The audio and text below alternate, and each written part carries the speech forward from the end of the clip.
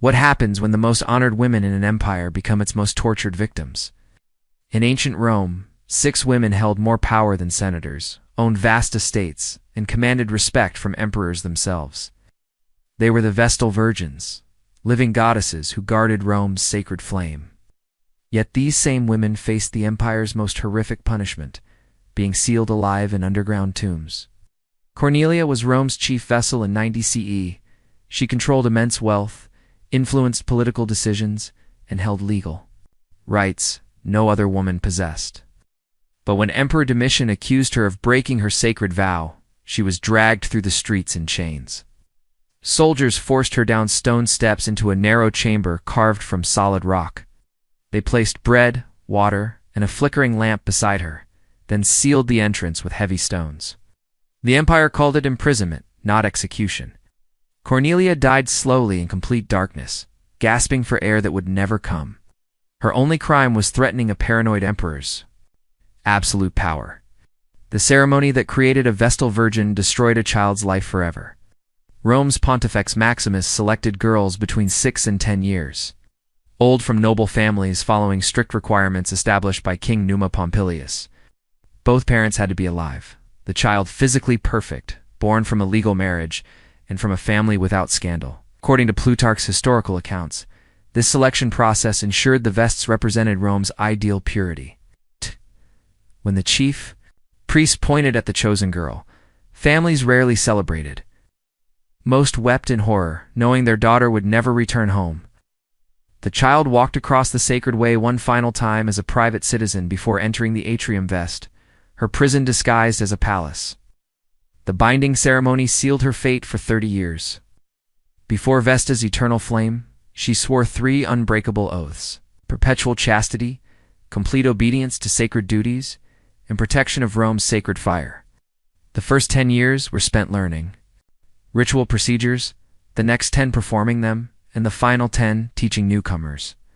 Breaking any oath meant certain death. The Vestals enjoyed privileges no other Roman women possessed. They could own property, make legal contracts, and testify in court without male guardians. Citizens stepped aside respectfully when they passed, and they received the best seats at public games. Their word could free condemned prisoners, and even consuls showed them deference. But these privileges came with crushing restrictions. Every conversation was monitored, every action scrutinized. They lived in luxury, but could never leave their complex without permission.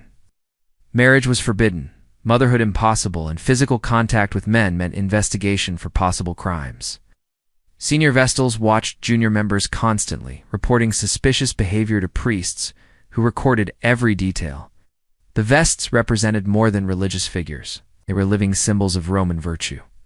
Their personal purity supposedly protected the empire's moral integrity, while the sacred fire they maintained symbolized Rome's eternal existence. When citizens saw a Vestal, they saw Rome itself made flesh. This connection between individual behavior and imperial survival made their punishment inevitable when accused of violations. Romans believed that Vestal corruption caused military defeats, natural disasters, and political chaos. The women who were honored as goddesses could be destroyed as scapegoats whenever the empire needed someone to blame for its failures. The selection that began with childhood ceremony could only end in death or disgrace. There was no escape from the sacred prison Rome had built around them. 3 sacred laws controlled every moment of Vestal life, and breaking anyone triggered punishment that revealed Rome's true nature beneath its civilized facade. Letting the sacred flame die was the first unforgivable sin. This eternal fire represented Rome's immortality, and its extinction meant divine anger threatened the empire. When flames flickered out, the responsible vessel faced immediate consequences from the Pontifex Maximus himself. The punishment was not symbolic. It was brutal beating with wooden rods that left permanent scars. These beatings happened in complete darkness, hidden from public view to maintain the illusion of Vestal dignity. The ceremonies occurred at night in temple basement, where no witness could see sacred flesh being torn apart. Ancient sources confirmed that preserving appearances was essential even during torture. The Vestal had to emerge. next morning and continue her duties as if nothing had happened, bearing her wounds in stance. The darkness served Rome's purposes perfectly. Citizens could maintain their reverence for sacred women, while those same women suffered in secret. No screams escaped the temple walls, no blood stained the public spaces. The brutality remained hidden while the myth of Vestal sanctity continued unbroken. Disobedience brought equally harsh treatment. Daily rituals governed every aspect of Vestal existence, preparing sacred salt for sacrifices, maintaining temple cleanliness, and handling ritual objects according to the precise procedures.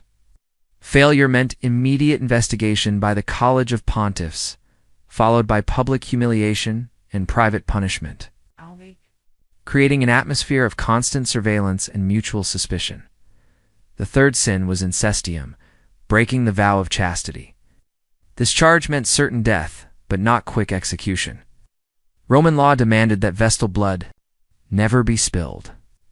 So, condemned women faced burial, alive in underground chambers. The accusation alone destroyed a Vestal's life even before any trial began. These trials were conducted in secret by male priests, who presumed guilt rather than innocence. The accused had no lawyers, no witnesses, and no appeal process. Evidence standards were deliberately vague, allowing prosecutors to build cases from rumors, glances, and casual conversations. A smile at the wrong moment could become proof of improper conduct. A private word with a man could trigger charges of violation. The psychological torture was constant and calculated. Every Vestal lived knowing that accusation meant underground burial alive. They watched colleagues disappear, their belongings distributed among survivors, their names erased from all records. Empty rooms in their living quarters served as daily reminders of the fate awaiting those who transgressed sacred law. Political enemies used these charges as weapons. Rivals could destroy powerful vessels. Through false accusations, knowing that the legal system favored prosecutors over the accused, former lovers were tortured until they confessed to relationships that may never have existed. Servants were bribed or threatened into providing damaging testimony against their employers. Fear became the most effective control mechanism. Physical restraints were unnecessary when psychological terror kept the Vestals compliant. They policed themselves and each other, transforming from sisters into potential executioners. The three sacred laws weren't just religious obligations. They were instruments of terror that maintained absolute control over Rome's most privileged women. Roman lawyers solved an impossible legal problem with brilliant cruelty.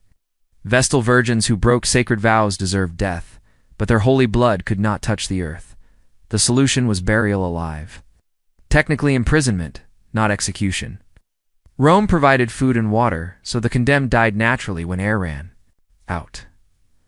This legal fiction allowed ritual murder while maintaining religious law. The final journey began before dawn.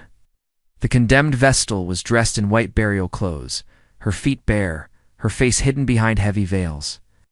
She walked through Rome's streets in a funeral procession, surrounded by silent crowds, who had been ordered not to speak. The procession moved slowly, allowing maximum time for citizens to witness the spectacle of divine justice. The imagery was deliberately chosen to resemble a wedding ceremony. The white dress, the veiled face, the solemn procession. All echoed marriage rituals that these women would never experience. But instead of walking toward her husband, the condemned Vestal approached her tomb. Instead of celebration, she faced suffocation and complete darkness. The destination was the Campus Sceleratus, the field of the wicked, located just outside Rome's walls. Engineers had carved an underground chamber from solid rock designed with precise attention to every detail. The tomb measured 6 feet in each direction, large enough for a human body, but small enough to create claustrophobic terror. Stone steps led down into absolute darkness. Inside the chamber, Roman officials had placed everything needed to sustain life briefly: a narrow bed, an oil lamp, bread, water, and milk. These provisions served a crucial legal purpose. By providing sustenance, Rome could claim the vessel wasn't executed, but simply imprisoned underground with adequate supplies. When she died, it would be from natural causes, not state murder. The descent was the most horrific moment. The condemned woman had to walk down the stone steps under her own power. Being carried would constitute execution rather than imprisonment. At the bottom, she found her meager provisions arranged with ceremonial care. The oil lamp provided perhaps 6 hours of light before darkness consumed everything. The food might sustain life for several days, depending on physical condition and psychological state. The sealing process began immediately. Soldiers shoveled earth and stones over the entrance, each load bringing the victim closer to inevitable suffocation. The work continued until no trace of the opening remained visible. The surface was smoothed and marked with religious symbols that warned against disturbing the site. Historical records document specific cases with chilling detail. In 216 BC, during Rome's war with Carthage, 2 vessels named Emimea and Floronia were condemned for allegedly breaking their chastity vows. According to Livy's historical accounts, the charges came during military disasters that demanded scapegoats to explain divine displeasure. The Pomea was buried alive at Campus Sceleratus, while Floronia chose suicide rather than face the underground tomb. The 113 and 114 BCE cases followed similar patterns. 3 Vestals, Aemilia, Licinia, and Marcia, were accused during Germanic invasions that threatened Roman territories. Their executions became part of elaborate purification ceremonies designed to restore divine favor after military defeats.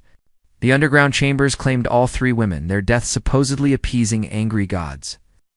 The most documented case occurred under Emperor Domitian in 90 CE. Chief Vestal Cornelia was accused without credible evidence, her trial conducted in complete secrecy. Pliny the Younger described her dignity throughout the ordeal, noting her bearing of indignant innocence that convinced observers of her virtue. Despite widespread belief in her innocence, she was sealed alive in a chamber within Rome's city walls. The psychology of the execution was as calculated as its physical aspects. Once sealed inside, the condemned faced complete sensory deprivation. No sound penetrated the stone walls. No light existed after the lamp died. The air grew progressively thinner as oxygen was consumed and carbon dioxide accumulated. Death came through slow asphyxiation, taking hours or days depending on the chamber's size and the victim's respiratory rate. The state maintained absolute sense about the aftermath. Official acknowledged when death occurred. No ceremony marked the victim's passing. No record documented the event's conclusion. The sealed chamber became a permanent tomb, and the condemned woman's name was systematically erased from all official documents. This punishment's genius lay in its deniability. Rome avoided moral responsibility by claiming the women died naturally rather than through execution. The underground location kept the process private, preventing public sympathy or potential riots. Religious ceremony transformed murder into divine judgment, allowing citizens to accept brutality as necessary for imperial survival. The Campus Sceleratus remained active for centuries, its location known to every Roman citizen as a reminder of state power over even the most sacred figures. The site became a symbol of Rome's capacity for ritualized cruelty, disguised as religious necessity, where the empire's most honored women met its most dishonored deaths. Emperor Domitian ruled Rome from 81 to 96 CE, with increasing paranoia and cruelty that eventually consumed even the empire's most sacred women. His early reign featured the execution of 3 Vestals on charges of breaking chastity vows, establishing a pattern of using religious trials to eliminate potential threats to his absolute authority. By 90 CE, his attention focused on the ultimate prize, Cornelia, chief Vestal Virgin, and the most powerful religious figure in Rome after the emperor himself. Cornelia's position granted her unprecedented influence over Roman society. She supervised all other Vestals, managed vast temple properties worth millions of denarii, and commanded respect from senators and generals. Her legal status allowed her to own estates, negotiate contracts, and influence political decisions through religious pronouncements. This independent power made her valuable but dangerous to an emperor who viewed any autonomous authority as a threat to his regime. The accusation came without warning or credible evidence. The mission's prosecutors charged Cornelia with incestum, violating her sacred chastity vow, but provided no reliable witnesses or physical proof. The trial was conducted in secret by the Pontifical College, with Cornelia denied adequate opportunity to defend herself. Historical sources, particularly Pliny the Younger's letters, suggests the charges were completely fabricated to eliminate a woman who might have opposed the mission's tyrannical policies. The political motivation was transparent to contemporary observers. Domitian had been systematically destroying potential rivals and independent institutions that might challenge his authority. The Vestal Virgins represented one of Rome's few religious offices that operated with relative autonomy from imperial control. By eliminating their most senior leader, Domitian demonstrated that no one was beyond his reach. While claiming moral superiority over previous emperors, the alleged male accomplices faced immediate public execution in the Roman Forum. They were beaten to death with furker wooden sticks with forked ends. While crowds watched the spectacle, their blood soaked the sacred stones in broad daylight, contrasting sharply with the secret nature of Cornelia's trial. This public violence served to validate charges against her, while satisfying popular demand for brutal entertainment. Pliny the Younger documented the execution in letters to his friend Priscus, providing detailed accounts that survive today. He described Cornelia's dignified behavior throughout the ordeal, noting her bearing of indignant innocence that convinced many. Observers of her virtue, as soldiers led her through Rome's streets in the funeral procession, witnesses reported that she maintained perfect compa, despite knowing her fate. Her calm dignity only strengthened public suspicions that she was innocent. The underground chamber prepared for Cornelia was located within Rome's city walls rather than at the traditional Campus Scholaris outside the gates. This unusual deviation suggested the mission's personal involvement in planning the execution. The closer location allowed more direct imperial oversight, while maintaining the secrecy essential to the ritual. Engineers prepared the tomb with standard provisions: bread, water, milk, and an oil lamp to sustain life briefly before inevitable suffocation. When Cornelia descended the stone steps into darkness, she carried with her the prayers and sympathy of Romans who believed in her innocence. The entrance was sealed with unusual haste, as if authorities feared public intervention or demonstration. Unlike previous cases where some uncertainty existed about guilt, Cornelius's execution was widely viewed as judicial murder motivated by political calculation rather than religious necessity. The aftermath marked a turning point in Domitian's reign. Public opinion shifted decisively against an emperor who would destroy sacred women to demonstrate his power. The execution contributed to growing conspiracies that eventually resulted in Domitian's assassination in 96 CE. Cornelia's death became a symbol of tyrannical overreach that helped justify the emperor's violent removal. Her case established the template for using Vestal trials as political weapons. Future emperors learned that destroying sacred women could eliminate threats while claiming moral authority. The underground chamber became both tomb and symbol of how absolute power corrupts even the most sacred institutions. Roman law treated male accomplices of condemned Vestals with equal brutality, but completely different methods that exposed deep contradictions in imperial justice. These men faced immediate public execution in the Roman Forum, beaten to death with furker wooden sticks with forked ends, while crowds gathered to watch the spectacle. Unlike the secret burial of Vestals, male deaths became public entertainment where citizens could witness blood soaking the sacred stones. The contrast revealed fundamental hypocrisies in Roman attitudes toward sexuality and sacred law. Roman men regularly visited brothel, maintained concubines, and engaged in extramarital affairs without legal consequences. The same sexual acts considered normal behavior in other contexts became capital crimes when involving Vestals. This double standard reflected Roman obsession with female purity, while accepting male sexual freedom as natural and inevitable. Social class determined punishment severity in ways that never applied to condemned Vestals. Higher status men, senators, wealthy merchants, or those with political connections sometimes received exile rather than death sentences. Their influence could buy escape from the Führer through bribes, political favors, or family negotiations. Lower men faced immediate execution with no possibility of appeal or alternative punishment. The public nature of male executions served multiple purposes beyond simple retribution. Violent spectacles satisfied popular demand for entertainment while demonstrating state power over Roman citizens. Forum executions became festival occasions where vendors sold food and wine to spectators who treated the beatings as theatrical performances rather than judicial proceedings. Torture always preceded execution for men accused alongside Vestals.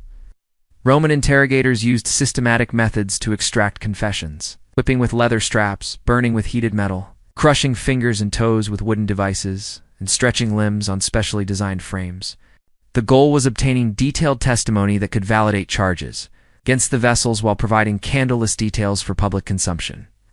Men who confessed received marginally quicker deaths, while those maintaining innocence faced prolonged torture before the final beating. The confession process was designed to produce admissions regardless of actual guilt with pain levels, calibrated to break resistance rather than establish truth. Former lovers were particularly vulnerable to coercion and false testimony. Men who had previous relationships with accused Vestals, even years earlier, could be arrested and tortured for confessions. The threat of excruciating death encouraged false admissions that prosecutors used to build cases against innocent women.